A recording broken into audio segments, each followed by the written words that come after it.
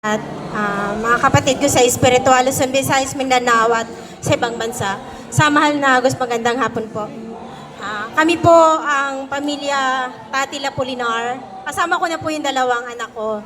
Dahil dito po sa Tres Mundo na malaking pagbabago ang nangyari sa kanilang buhay, sa aming buhay mismo. Una sa lahat, ako po ay tubong probinsya, Iloilo. At 1999 po ako nakarating dito sa Laguna. Bago po ako nakarating dito, maraming pagsubok hanggang sa kapanahunan ngayon. Na yun po ang pagsubok na yun ang nagbibigay lakas para harapin po. At nandito kami ngayon napasama sa Tres Mundo. Ako po ay kaming magkapatid. At ako ay bunso. Kasama ko po ang aking kuya na siya pong nagdala sa amin dito at nagpakilala dito sa samahan ng Tres Mundo.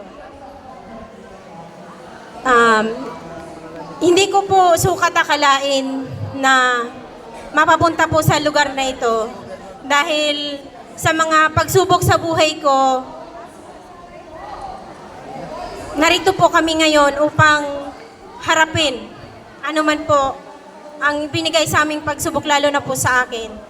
Ngayon po ay bilang papatunay po sa pagsali namin dito sa Tres Mundo, nung dumating po kami sa unang araw namin na dinala kami doon sa Selena Homes, wala naman po akong malalang sakit noon.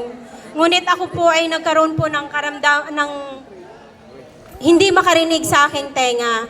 Nung mismong araw na po yun na dumating po kami doon, at niyakag po kami ni Tres Eddie na aking kuya.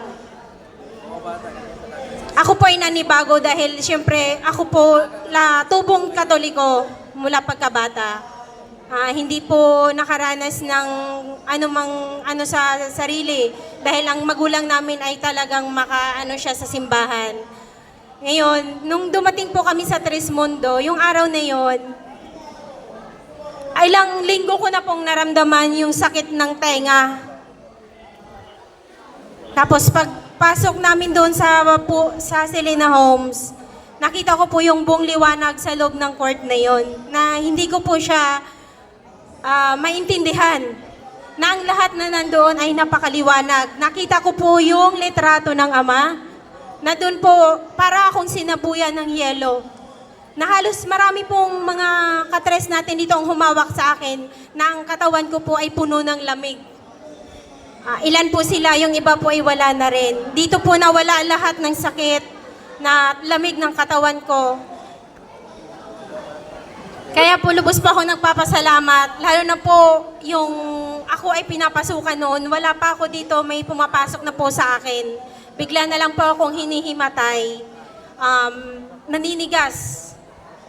Kung si Makiling po ay tinatawag pa yung espiritu para pasukin ako po, ay kusa na po siyang dumadating sa akin.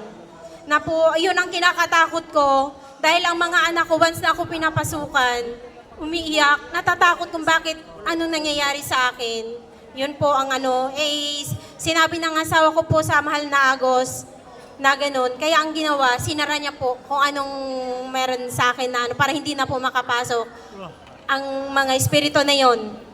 Dahil po ay hindi po sila magandang impluensya sa akin na kahit saan akong lugar, kahit po sila pinapasukan dito, ramdam ko po sa upuan ko yung panlalamig ng buong katawan ko, nahirap na po akong huminga. Ngayon po, yung mga anak ko ngayon, eto sila. Ang panganay ko, nagkaroon po siya ng communion first nung grade 6. Nagtataka po siya kung bakit, ano po ang nangyayari sa'yo, anak? Kumain ako ng ostya, nagtatay ako. Yun, unang beses po yun. Tapos sa mga nakaraang linggo, sila po ay dumalo ng kasal ng ninong niya. Ganun naman po ulit. Sabi niya, Mama, bakit po? Tuwing kumakain po ako ng ostya, sumasama po yung pakiramdam ko. Kaya ang sabi ko, anak, iba na po kasi yung nasa katauhan mo. Ngayon, bilang pakikisama po dun sa mga tao na dahil ninong niya, nag-try po siyang sumubo ulit noon. At ito naman po yung babae ko, sila pong dalawa ay napakasakitin talaga. Ilang taon, lalo po itong panganay ko, mula pagkalabas niya sa mundo hanggang bago 7 taon, hindi po kami nawala ng doktor. Hindi po sila gagaling hanggat hindi ko po pinapaamoy sa doktor. Ngayon, buhat nung sila narito na sila na mismo ang nagpapano sa sarili na, mama, ayoko na magdoktor. Tubig lang po. Tapos pag ito nilalagnat, ano po ang ginagawa? Pinupunasan lang po, tas inom lang po ng tubig na malamig. Para pagpawisan, anong ginagawa mo? Nagtitiktok po ako. Para lang mapawisan, mawala po yung lagnat niya. Hindi kagaya dati na kailangan gamot po kami sila.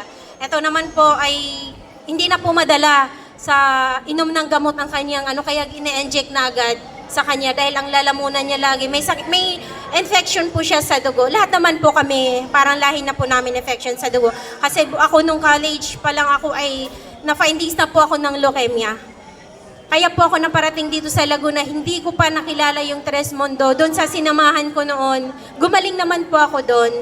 Sa tulong ng hipag ko, ang pinakanagamot ko noon is tubig lang, paaraw at talbos ng kamote, balot, at kunting beer ang tinuro sa akin ng kuya ko. Tapos paaraw lang po lagi.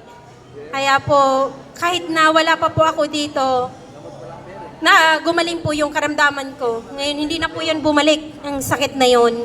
Kaya labos pong aming pasasalamat talaga dahil po sa panahon ngayon, ang aming mga naramdaman ay parang, siyempre sa pagod, sa panahon, yun lang po ang pinaka sa amin. Tapos yun sa pamumuhay naman po namin, dahil nandito po kami sa Tres Mundo, malaki din pong pinagbabago. Sa dami po ng pagsubok na dumating, yun po ang namin na maging matatag po kaming mag-asawa para po ang samahan namin sa aming pamilya ay maging matatag pa. Nawalan po ang lahat sa amin, marami po, nawalan po kami ng anak, nawalan po ang lahat sa amin dahil kami po ay niloban. Pero yung binalik ng Ama sa amin ay sobra-sobra ngayon. Na yun po ang aming hinaharap, na patuloy po namin pinagsusumikapang mag-asawa. At isa pa pong patunay sa akin dito na ang Tres Mundo ay talagang mahiwaga siya at totoo. Yung pagkawala ng nanay ko, hindi pa, nabasbasan na po ako noon doon sa Selena Homes. Mga 2 linggo pa lang po, pinahintulutan na po akong makausap ko po yung nanay ko. Almost 5 years na po siyang nawala bago ko po nakausap. Napakasarap na napakasakit sa pakiramdam kasi po, unang salubong ng nanay ko, ang sabi niya sa akin, anak, hirap na po ako kung saan ako naroroon. Pero nang dahil nga doon sa tulong ng mahal na Agos, naihatid po siya sa kalikasan. Ang pangalawa po ay yung ate ko na nabasbasan na rin po ng mahal na Agos. Nung siya'y nawala, at laking pasalamat niya rin sa mahal na Agos na kung hindi dahil sa Tres Mundo, hindi niya alam kung nasaan siya ngayon. Kaya nung nakausap ko siya, ang pinaparating niya po sa lahat ay maging matatag po tayo. Lalo na po sa mga kaidaran niya. Ang sabi niya, sana po makilala nila ang Tres Mundo at kung sana ko ngayon ay makasama ko rin sila.